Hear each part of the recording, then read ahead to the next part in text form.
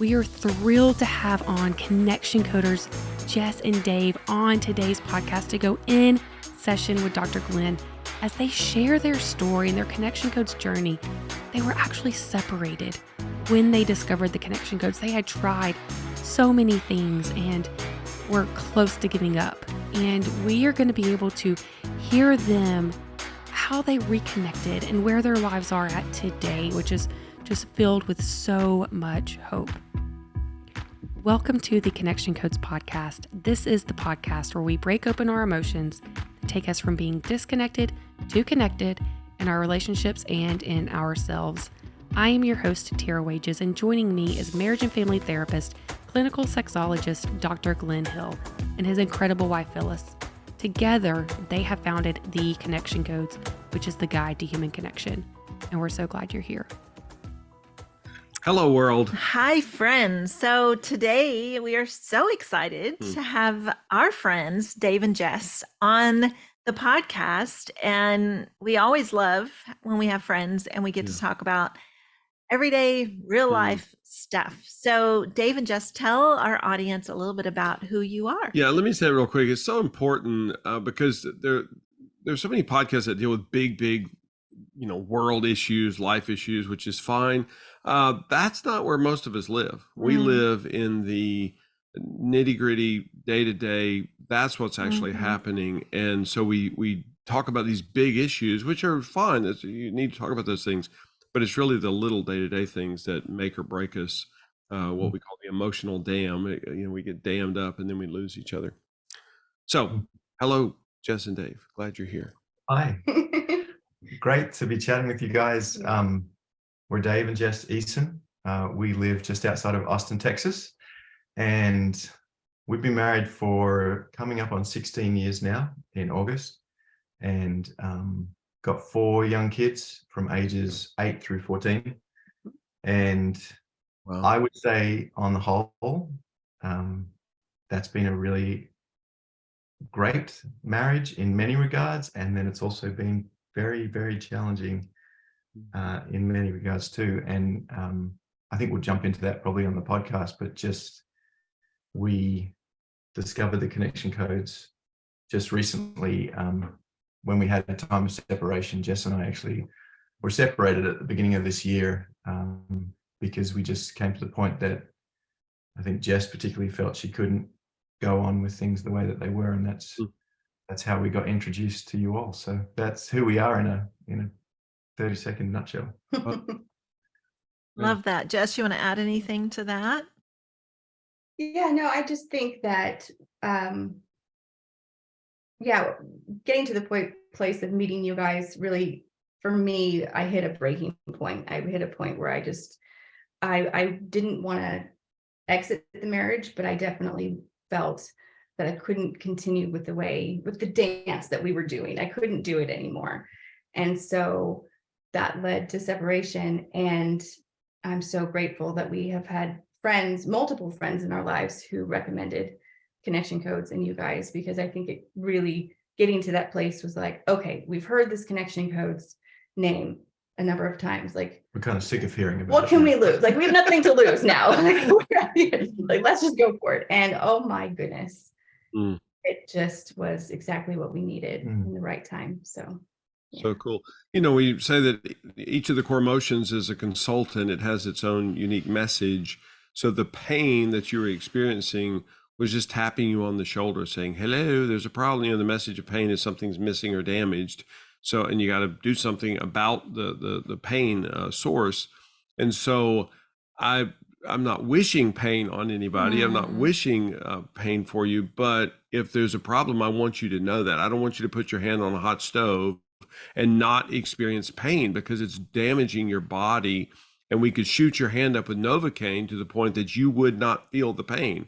We have not helped you. We have made it worse, not better. And our tendency is to want to alleviate the core emotion. And we faith-based people have done a terrible job at that. We're constantly trying to get people not to feel pain, not to feel guilt, not to feel shame, not to feel fear. We're supposed to experience all those because they're just our consultants tapping us on our shoulder, getting our attention, going, hey, Dave, hey, Jess, tune in here. There's some pain in this relationship. Let's make a shift. Let's make a change. And you did, which I just commend you. It's Well, definitely. and it takes a lot of courage. You know, Jess, it took a lot of courage for you to say, I can't do this dance anymore. And I think for a lot of us, we don't ever get there. We just become more silent, Wow. and we drift apart from each other, and we live as roommates.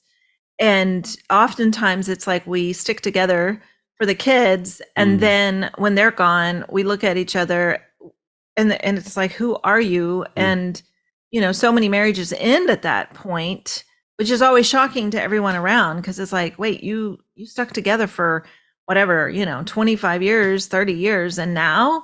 And it's like, well, that marriage actually broke forever ago. It's Right. just they didn't have the courage to deal with anything different, you know. And as painful as, like, to say we were separated for a while, I can't imagine what that was like. You know, I can't imagine the pain that both of you experienced with that.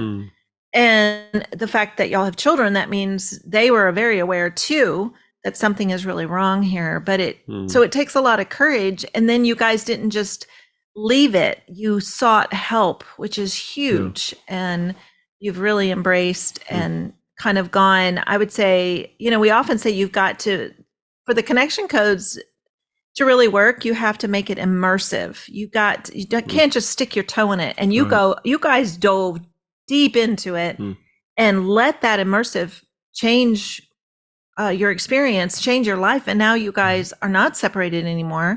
You're back together. And, you know, we appreciate you just being on the podcast, being vulnerable, being willing to say part of your story, because I think often it's painful to share, right? It's painful to be that vulnerable and honest when there's been a lot of pain. So thank you for that. And so we know, I mean, we're all on this journey together, and we all have things that we get stuck in. We get places where we still get stuck. And what would you say is an area that you guys are, you know, either have gotten stuck lately, or just in the overall picture where you guys get stuck? Well, just for everybody to start with, I think, and it's worth saying, we're still in process. So Jess and I will tell you, Glenn has teased us at times. He's called us the most passionate kindergartners at Connection Codes he's seen, because we just dove in. We wanted to immerse ourselves. Glenn really challenged us to actually do a 90-day, like, intensive and jump in. And we've consumed everything, which has been amazing. But through that process too, as we've become more aware of our emotions, it's also given us, firstly, the great thing is it's given us a language to be able to communicate issues. But the challenging thing is, in this season, is we're dealing with like 10 or 15 like really significant issues, because we finally got a language to talk to each other about those things. So like, as things come up, it's like, oh, this is the best time and the worst time as we run into each of those things, because for 16 years we've just been avoiding those things. So every time we hit an issue, I hear Glenn's voice just say, you know, if you're feeling that way, Dave, can you just tell the girl? And I'm like, yes, but I know it's potentially going to be challenging. But yeah, so we're quite raw. Even this week we've had a disconnect, and that's I would say, before we did Connection Codes, we could happily be disconnected for days or weeks at a time, and we wouldn't really even know. I think we'd become so numb. But in this season now, because we've experienced, or starting to be connected is now normal for us, that we're on this journey. When we're disconnected, it's like somebody's cut one of my limbs off. Like, I just can't function. I feel naked in front of everybody. And so we've been disconnected for about 3 or 4 days this week, and we've come back together and reconciled. But what we're sharing with you in real time is like very vulnerable and very raw, and hopefully we're able to be like really authentic during that, because this whole journey, for me at least, has been about learning to be authentic with Jess for the first time in our marriage. So yeah. I just want you to know how incredibly courageous that is, Yeah. period, in your life. But to get on a podcast and do this, advanced math. So I just thank you for that. Yeah. We want to help people. Like, honestly, I mean, I feel sorry for our friends. They've probably got sick of us already being like connection codes, connection codes, connection codes. Even my parents, everyone we know, we're just like, this is a key. This is not a sort of something that you can add to the tool belt. You can pretty much take off everything, most things you've tried before. And this is a key that we've been searching for. I without exaggeration, since our pre-marriage counseling. So yeah, we're passionate about sharing this with other people. We're excited to be on the podcast. We're super nervous too, but we want other people who are in our situation to be encouraged. And I could talk a lot, but like little things like your example that you share all the time about how painful your honeymoon was because of the disconnect you experienced, like with sex and just the clash of personalities. That was exactly the same for us, but we've never really found anyone who's been able to identify with our story. And then we felt comfortable, like, oh, we're not alone. We're not weird. Like, other people experience this too. Yeah. But finally somebody has like pushed through, found an answer, and is able to share it with us. And so we now want to share it with whoever we talk to. Yeah. Well, and we always say that we're so passionate about the connection codes. For me, the fact that we get to live connected, that's plenty. That is like, forget everybody. Sorry, you're struggling. Too bad for you. Go figure it out on your own. But we just can't do that. We found the cure for relational cancer, and we just feel compelled to share this because it's just too significant. It's too important. And as you referenced, Dave, this is the human condition. So this isn't just a theory or a philosophy or a neat idea we came up with around a campfire one weekend. This is actually the human condition. So if we find out that people have been eating red food, what's it called? Red dye. What's it called? Red food dye. Yeah. Number 5. Whatever, if that's bad 40, for you. red 40. What is it? I think it's red 40, the food dye. Oh, okay. Yeah. I should know this better, but I don't. But anyway, you just have to tell people, it's like, that's really bad for you. That's bad for your body. That's bad for your system. So, we've just learned this. I do want to say, and your pain is very real and valid. And I always feel a little fear that I sound dismissive. I do want you to know you're just starting on this journey. When we were 16 years into our marriage, oh my gosh, I promise you, we could match you defeat for defeat, pain for pain, struggle for struggle, disaster for disaster. You're way ahead of where we were at your age and stage, which I know that doesn't lessen your pain, but I do want you to have a big picture that, okay, yeah, we mourn, we feel sadness, we feel some pain about the missed life opportunities, but we're actually getting on track here pretty early compared to because many couples never. I mean, literally, they spent their whole life, they never find deep connection with each other. And they don't necessarily file legal divorce, but they just kind of endure it for whatever, 30, 40, 50, 60 years. And that is intense pain. I feel so much sadness for people in that. So, Jess, fill in some blanks there with what Dave was sharing. Oh, I mean, I think you hit the nail on the head as far as what this has meant for us and how it's really transformed our lives. But I guess going to the question of what has been kind of what we're stuck in, I think the thing is reminding ourselves that we're still babies on this journey of the healing of the connection journey. Recognizing that we really have been disconnected our whole marriage. There have been brief moments where I can look back and go, oh yeah, we were really connected. But I really believe that the majority of our relationship has been in a place of disconnect. And I know that I felt that I needed to give and be strong and love and just like, if I felt something, then it was like, well, just get over it, just deal with it within yourself and push it away and don't acknowledge. And now, not only am I given permission to not just feel those things, but express them and process them. And I'm given that language.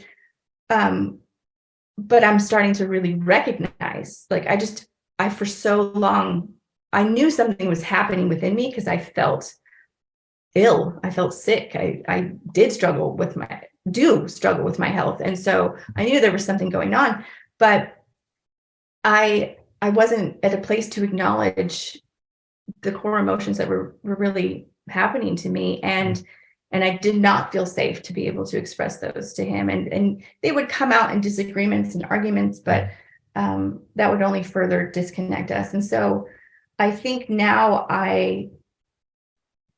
everything is at the surface. And so when we have little interactions, or when we're trying to use connection codes, and the other person is just like, for me, I'm just hit with 16 years of pain and trauma, all these things that I've never expressed.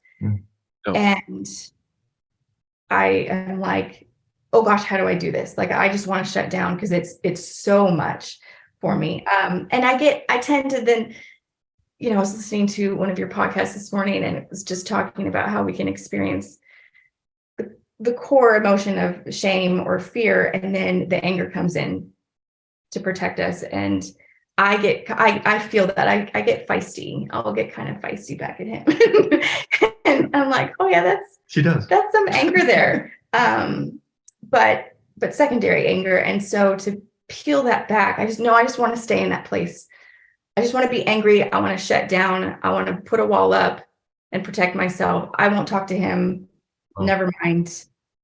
Just I'll wait until tomorrow and maybe I'll feel better. And that's what I did for years. And now I'm having to be confronted with what's really happening for me. And instead of just staying in that place of, well, I'm just sad, I'm hurt, I feel lonely, I feel like I could acknowledge the pain to myself, but I didn't acknowledge the guilt and the shame and the fear and the anger that was there. And so to kind of be able to slow down and take a step back, I'm finding that difficult. I just want to be like, no, you're doing it wrong. But I think that's where I get stuck, is just in really being able to ask myself, okay, what's really happening for me? And it's not to let him off the hook for something that he may have said that was hurtful, but to really just acknowledge, like, hey, instead of responding to that and telling him why it was inappropriate or not connection codes, I actually, need to figure out what's happening for me first. So, yeah. Wow. That's amazing. Phyllis grew up in Germany. Her first language was German. She's learning English and doing a heck of a job. I'm very proud of her. What? I said I'm proud of you. Mm-hmm. Anyway, I spent a summer, I took French for 4 years in high school. At the end of high school, I couldn't complete a sentence in French, but I went to Germany with Phyllis and her parents for a summer. And at the end of the summer, I wasn't fluent, but I was conversational. I could understand almost everything people were saying. But I said a lot of really dumb things in German. I used the wrong word. I used it the wrong way. I actually insulted a number of people in various ways. So, even though it's the language of your birth, you're relearning this language. And so you're going to say things that at times are actually insulting, that may be painful for another. But it's just an ongoing journey. And, we always try to say we're pilgrims on the journey. When we use the connection codes, we connect. When we don't, we don't. We don't get a free pass just because we wrote a book about it, which I think we kind of should, but we don't. So it's the same for all of us. And we're all just relearning this. Again, we relearn this language long after your stage of life. So we're the slow kids in the group. But it's just relearning it, is reactivating it, because, and to bear in mind too, that you have a backlog. So, you open up your email and you have, 640 emails you have to respond to. It's like, oh crap, I went on vacation for a week and now I have 640 emails. So overwhelming. Well, that's exactly what you're doing. It's like, well, I just got to get busy on them, and you're going to do one email at a time. And to this day, there are things that, I'll share something with Phyllis, and we're really good at this. The vast majority of the time we process through so well. But there are occasionally Phyllis will go, babe, I just want to check, like, when's the last time that happened between us? And I'm like, oh, it's probably like, well, let's see, it was before we moved to Nashville. So it was 1999. So it's probably like 27 years ago. She's like, oh, phew, okay. Just wanted to check because I'm experiencing it now. I'm experiencing the pain of it today. The event was 27 years ago. The experience is current. And I need to process that. If it comes up, if there's pain in it, I just tell the girl in the moment, when it happens. And now I use the phrase a lot, which I don't love, but she doesn't care anymore. She cares deeply about me, but now she rarely even blinks. She's just like, oh, really? Well, so help me get that. What happens for you? And I tell her, and we're literally 15 seconds in, and it's processed. And that does not mean it won't happen again in 20 minutes or an hour this afternoon or tonight or tomorrow, and we'll process it through then as well. But we're just so, when we're on point with the connection codes, we're so efficient and so proficient with this that we have lots and lots of 15, 20-second processing through, and then we're good, which blows my mind. I would have never thought this was possible, but it is. I love it. How often do you guys do a issue-specific wheel? Are y'all familiar with those? Yeah. We are. Well, I would say like once a week at least, but if not, every other day or something. Often, very often. Yeah, there's a couple of things. One thing, and we can talk about this more if there's interest, but I have, as part of one of the challenges that we were dealing with in our marriage, I've actually struggled with night terrors for, as we dug into it, about 35 years. I'm 46 years old. I think it started just after my 10th birthday, but like on the extreme range, I've woken up outside my house on several occasions. I've pulled handles off doors. I've kicked holes through the walls and hurt myself and broken my foot on several occasions. And it's got so bad to the point that Jess and I weren't sleeping in the same bedroom anymore. I think we have for 3 years or more. Probably more, yeah. And so we, as part of the counseling process with Glenn, he really encouraged us to do an issue-specific wheel like each night before bed to see if I don't know if you've seen the movie Big Fat Greek Wedding, but like codes for Glenn is like the Windex spray that every time he hears an ailment, he just sprays the Windex spray on that. So I joke, but he's like, well, why don't you try doing an issue-specific wheel for that before you go to bed each night? And I was like, oh, could that help? So we do an issue-specific wheel. I either do that with Jess or I do it by myself every night. And we can talk about this more, but honestly, I'm happy to report after probably 3 or 4 years, this last week has been the first time I've slept in the same bed as Jess. Wow. In 4 years. And it's the first month I've had without any night terrors. Wow. Dang. And that's a profound breakthrough. I've seen pastors and therapists, and for those who believe in it, I've experienced deliverance. I've done everything that was humanly possible to do that, with the exception of a sleep study. That was Well, you did do a sleep study. Yeah. I did, but every time the sleep study returned, like, you have the best sleep we've ever seen. But when I started doing these issue-specific wheels, and I'm sort of getting to that, Phyllis, we do that issue-specific wheel. Oh, I love that. I love what you're sharing. Yeah. But, when I started doing that on a frequent basis, I started to realize I'd been told by different people, oh, maybe you've got fear or fear of failure and that sort of thing. But when I started doing it, I just started realizing I'd been swimming in an ocean of fear every day for my entire life. Fear of failure and fear of not knowing the right thing to do, or sort of like perfectionism.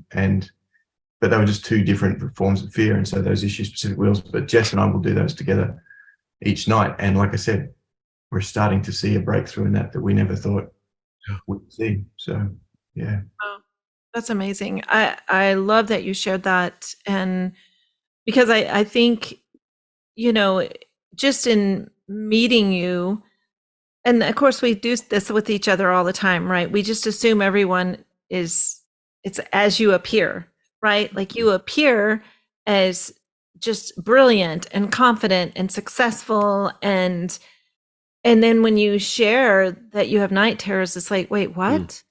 And it's, even in sharing, it's emotional for you to talk about the life that you've lived. And I mean, even to say, you know, I've pulled doorknobs off, I've broken my foot, I've, you know, it's like things that happen to you in the night. And it's just phenomenal to think, okay, wow, that piece of emotion in all of that, and to be able to go, okay, there's got to be a way to process this out, and there's got to be a way to tune in, which is so phenomenal. And when I was asking about the core emotion wheel, specific, yes, I wasn't even thinking about your night terrors, even though you have shared that with us, but just when you and Jess get stuck. And I know for us, that is such a powerful moment when we get stuck on something and we can't seem to see our way through. Even if we have to give it a minute, it's like coming back to that core, to that issue specific wheel is such a way to reconnect. And it always, and you know, I'm sure you've heard Glenn say this, that it tickles that area of the other person's brain when they hear what's happening for you. And it's hard to stay angry. It's hard to hold on to that when you connect, you know, emotionally. In line with that too, you asked us at the beginning, like, where are we getting stuck in that process? Because, you know, we've been meeting with Glenn for a couple of months, 3 months. We've been listening to all the podcasts we could get our hands on, and just everything we could consume. But we knew the wheel, we knew the 3 phrases plus the extra phrase, and we knew things like, you know, you have the right to feel the emotion, and you have the right of request, and we knew all that theory. But I think I kept getting stuck. We got stuck where initially I would get very pedantic around, I was sharing something with Jess and she wouldn't necessarily respond with the 3 phrases in the way that I thought she should. And I'd be waiting there like, you need to say the 4th phrase, you need to say the 4th phrase, you need to ask me what I need, you know, because there's something in me, but I was demanding it. And she would, you know, she's pretty strong, my girl. She'd be like, no, I'm still processing that. So that was an area where I maybe got too focused on the process and was like really stuck on, you have to do the process the way we've been taught to do it, or it's not going to work, you know. And that's something that we really got stuck on. But then another thing that we were getting stuck on, maybe just me, you could speak up, Jess, if you want, was I'd always had this impression that certain things Jess was doing were causing me pain, and I wanted her to change those things. So quite often I was sharing an emotion with her, like sad, sad, sad, or pain, pain, pain. But I had an agenda behind it of like, really, I wish you would stop doing this. And I was, you know, but so I would often share my emotion with an agenda, and then Jess would help me. We got to that over time, being like, actually, you're doing it wrong. I didn't receive that very well. But, and then it was focused on like, what's happening in you? Like, I want to understand for yourself, like what's happening in you. And we were talking about that before we got on the call, that like, it's even worth me doing that, like issue specific, like 3 phrases, like going down what's happening for me before I take it to Jess, because then I can start to clear the agenda and just communicate the emotion to her instead of through the emotion, which she was feeling my frustration in terms of doing connection codes, but really with an agenda behind it. So that's some areas where I think we're getting stuck. I don't know if you can think of others, but yeah. I love it.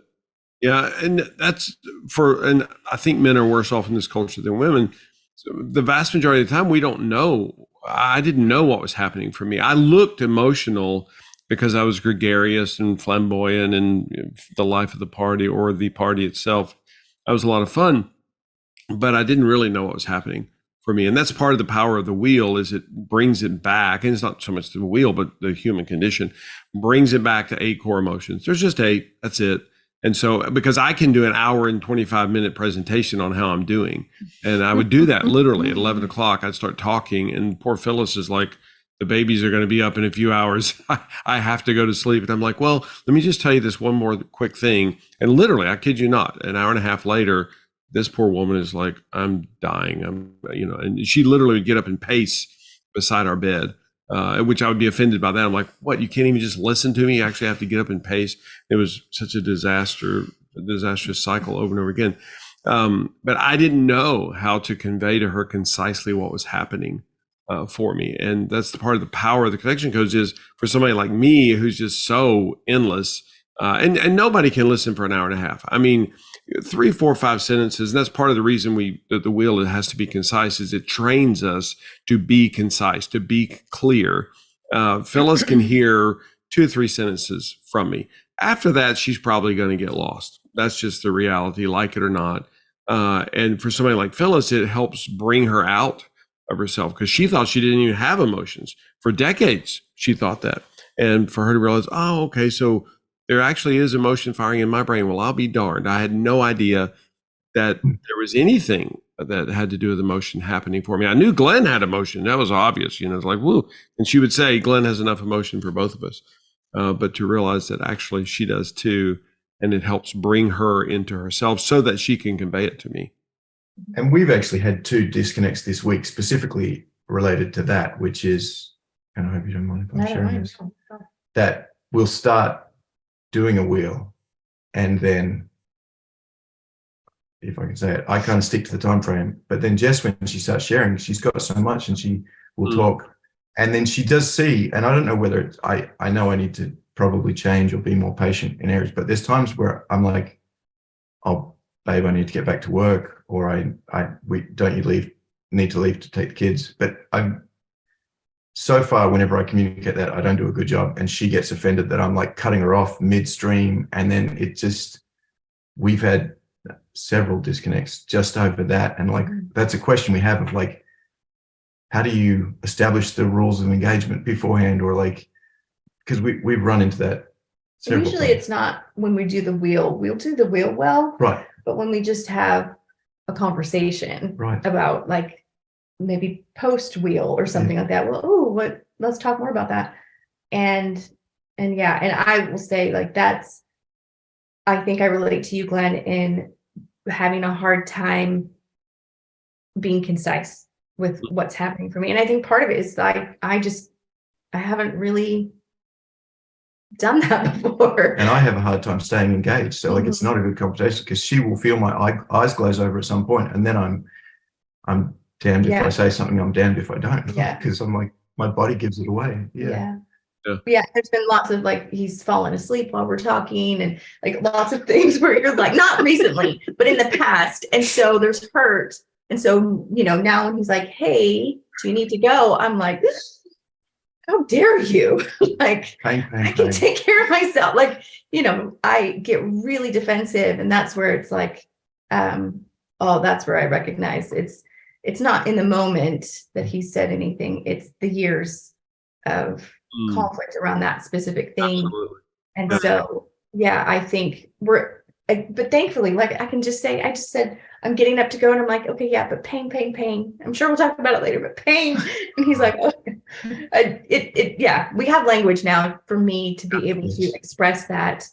And so I do have a lot of hope and joy at the thought of, yes, years to come, this issue is not going to feel like the book that it feels now. It's just going to be the page.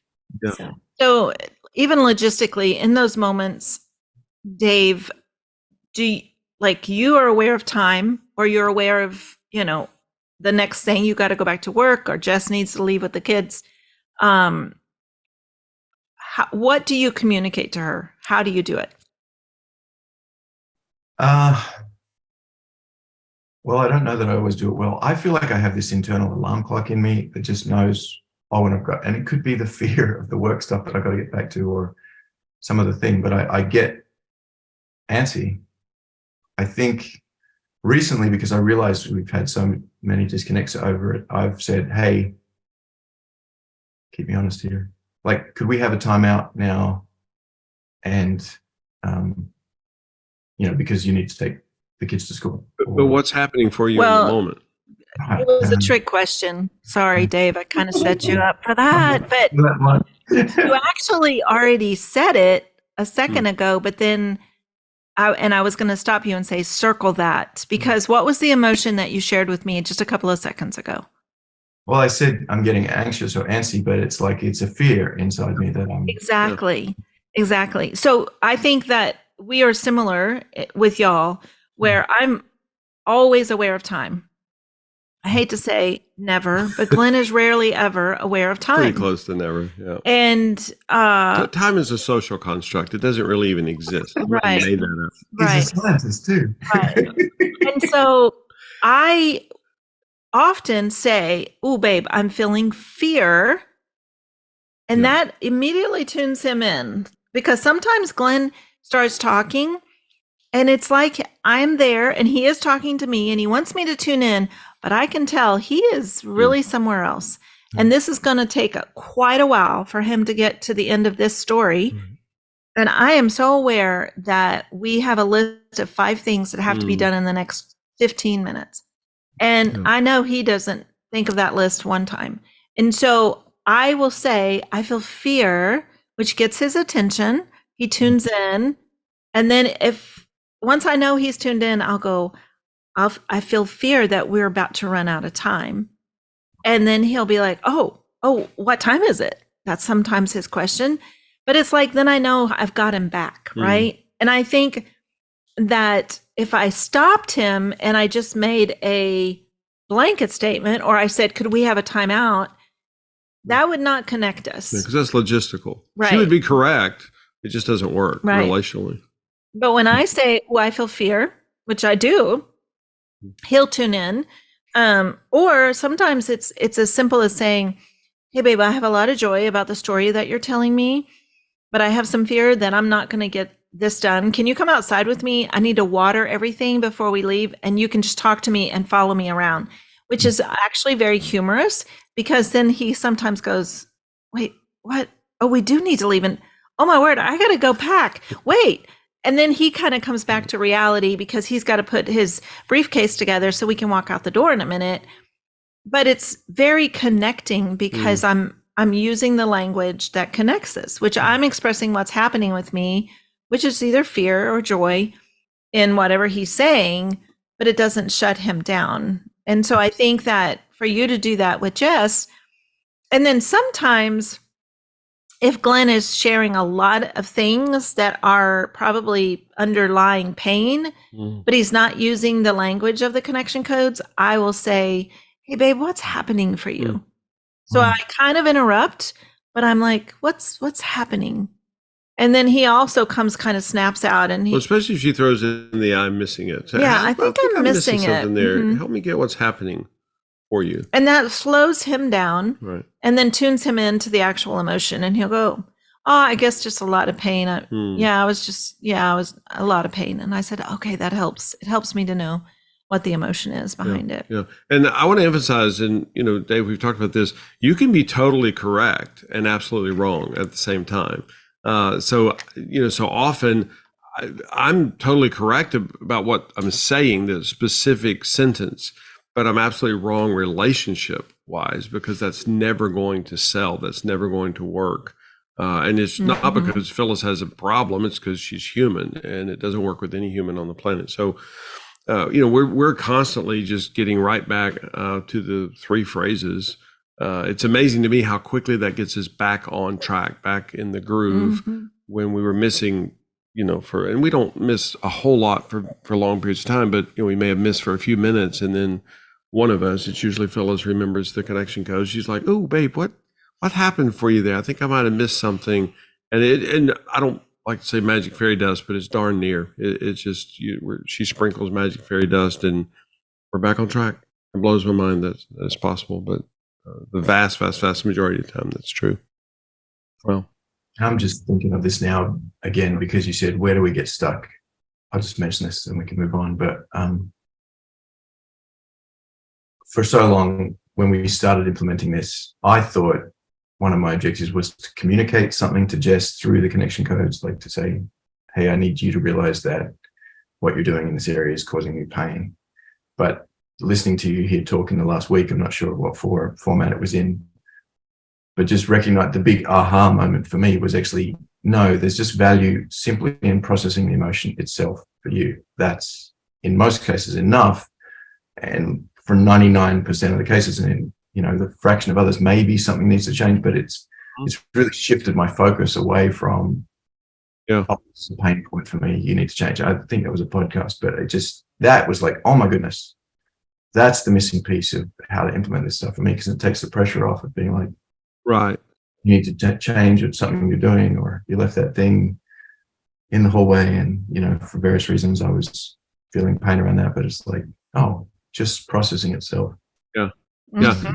That's been so huge for Phyllis, because logistically I'm an impossible person to live with. I'm fun and I'm funny, but I'm impossible to live with as far as just the logistics of it. I deal with a very high level of obsessive compulsive disorder, among other things. And it's impossible to live with somebody like me unless I'm just conveying the core emotions of it. And I don't know if it's 99% Dave, but just like you say, it's a huge percentage of the time. She doesn't need to shift anything. I just needed to process through the pain of it. I think I probably showed you before, my Yeti, my straw is lined up with the logo like it's supposed to be. And when Phyllis refills my water, she doesn't line up the straw with the logo. We don't know what's wrong with her. It's probably some big psychological disorder on her part. We're not judging. I hope everybody gets my facetiousness, but she doesn't have to line the straw up with my logo. And when she hands it back to me in that moment, I'll go, oh, sad. But that does not mean she needs to change anything. And I will line the straw up with the logo. That's my experience. That's not her burden or responsibility. And she lived most of our marriage thinking it was. And she was trying to stay 5 to 10 feet ahead of me and fix everything. And it exhausted her all the time. And we were always at odds about it, because there was no way in the world she was going to be able to get everything. Well, and the truth of the matter is, even if Glenn lived in an environment by himself where everything could be exactly perfect, he would still experience pain. Right. Yep. And so the answer is processing the pain, Yes. not Yep.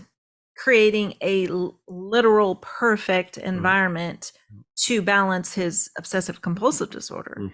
That's not the key for people who deal with such high, amounts of or percentage of obsessive compulsive. Yeah. It's just him being able to process the pain that brings it down, where he's very functional in a world that is not perfect. And so it's been so incredible for us, for the dance that we do, where it's not my responsibility to take that pain or carry it or make sure I'm doing everything so there will be no pain, because there's just going to be pain for him. That's part of living with that psychological disorder. Yeah. We were out of town outside of New Orleans, which I think is the brick paver capital of the world, because every freaking where there's brick pavers. I mean, it's unbelievable. So throughout the weekend, and these are all connection coders, and throughout the weekend, we're about to walk somewhere, and I can't get into that restaurant without going across the brick pavers. And I literally in the moment go, oh, sad.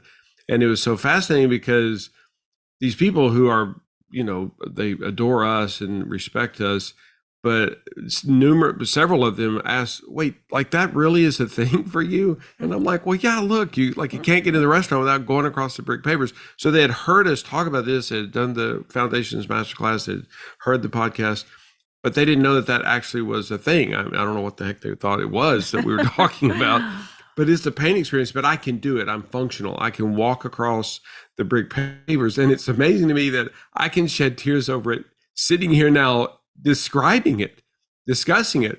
Phyllis couldn't experience that if you gave her $1 million. I mean, it makes no sense. It's like, that doesn't exist. That's not a thing. For her, it's not. Well, it is for me. And again, 25 years ago, she thought she was supposed to do something about that, which that scenario, what's she going to do? Carry me across the break. I mean, there's no solution. Well, the solution is me processing through the emotion of it, not eliminating all brake pavers on the planet, because that's not going to happen. And that was so freeing for both of us to realize I just need to process the experience, the emotion, and she just needs to ooh me, just be present with me, follow my energy, be safe. And again, we were able to do that in 15, 20 seconds. Okay, so we want to wrap up here because we're going to run out of time. I know, always. man. It's amazing. Just would love to be able to do this again with you guys. This has been so special, and we are so thankful. And we end every podcast, as you know, by doing the core emotion wheel. So would you guys be willing to do the wheel for us today? Issue And it specific. doesn't it doesn't have to be issue Up to you. specific. It's totally up to you. Okay. Who wants to go first? Oh, I will. But do you want to go first? No. I feel like I've talked too much. I have some fear around it. Oh. Ooh, what's happening there? No. Okay, man. I hear you guys do this on the podcast all the time, but when you're actually under the microscope, it's hard. I think definitely feeling fear in this moment. I'm feeling a little bit of fear that I spoke too much today and didn't to hear from you, because you've got so much to share in this, and I love you. But feeling major fear in terms of we're getting ready to go on vacation in a couple of days, and there's so much to do. Sad that we have been disconnected this week. That's been incredibly painful, and I miss my best friend.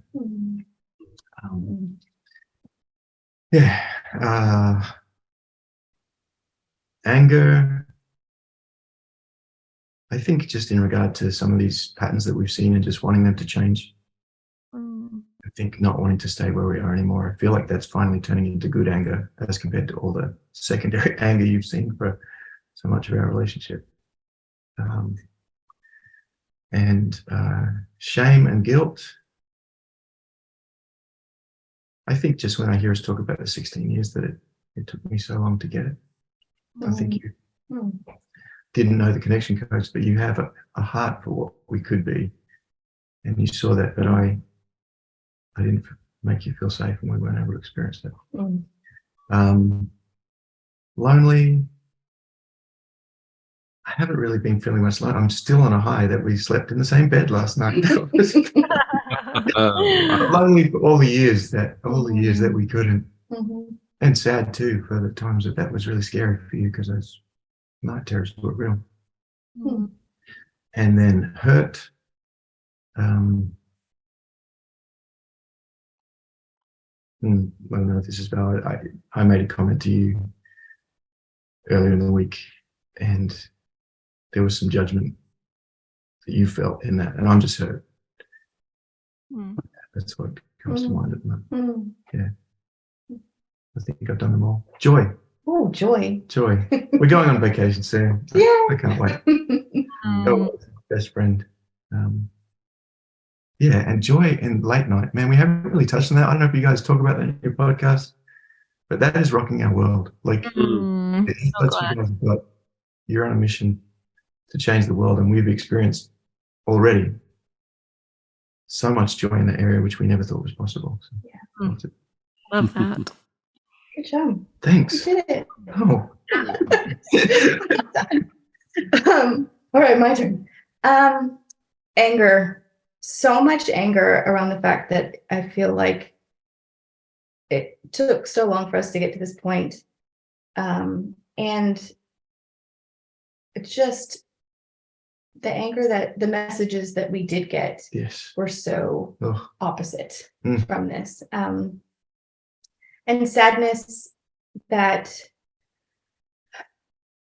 for a very long time, my greatest desire was to find this, and that it took so long. Like, I just think back of all the years, and I'm like, oh, sad Jess.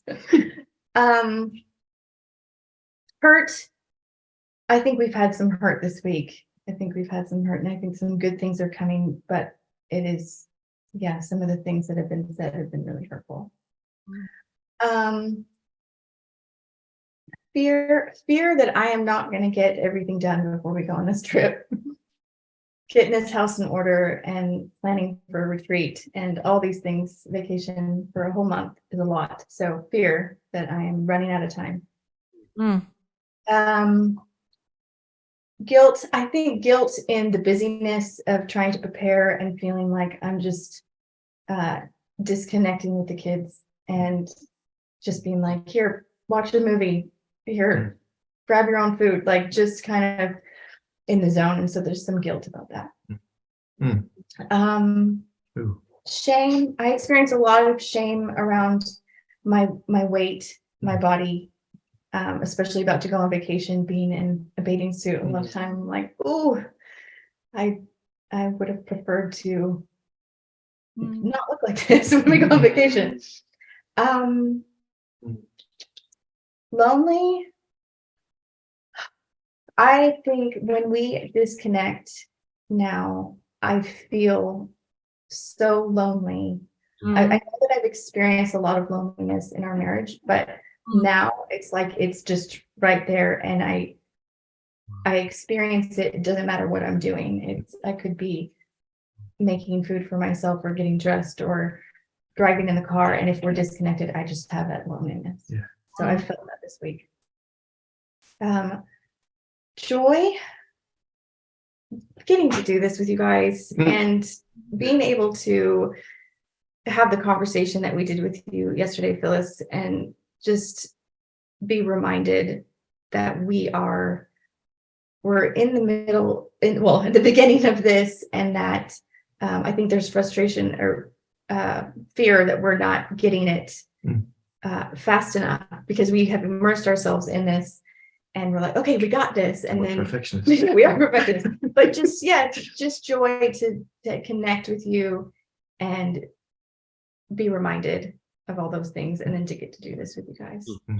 Wow. Gracious. Love it. Thank you guys so much. What a powerful way to end this podcast. And we always end by saying, because just like with Jess and Dave, we want you to know you need this. And you deserve this. So let's do this. Wow, that was absolutely incredible. I feel so honored that not only do we get to know them, but they were willing to come on and share their story with you. I know there was so much of what they said that many of you can relate to. So thank you so much, Jess and Dave. If you are listening and you're like, wow, we don't want to live in pain in our relationship. We need extra tools and extra help. And we want that help that they have experienced, that shift that they've experienced. There's a link in our show notes to our Foundations Masterclass. And you can use the coupon code podcast for 20% off. This will give you all of the tools that they found and they used and applied to their own marriage, and that will change your life. Thank you so much for listening. Share this episode with your friends. It's so powerful when you share, because you're telling your friends, I care about you and I'm invested in your relationship. And this is a great podcast that has helped me tremendously. So please continue to share. So thank you again for being here. Thank you, Dave and Jess. And let's do this.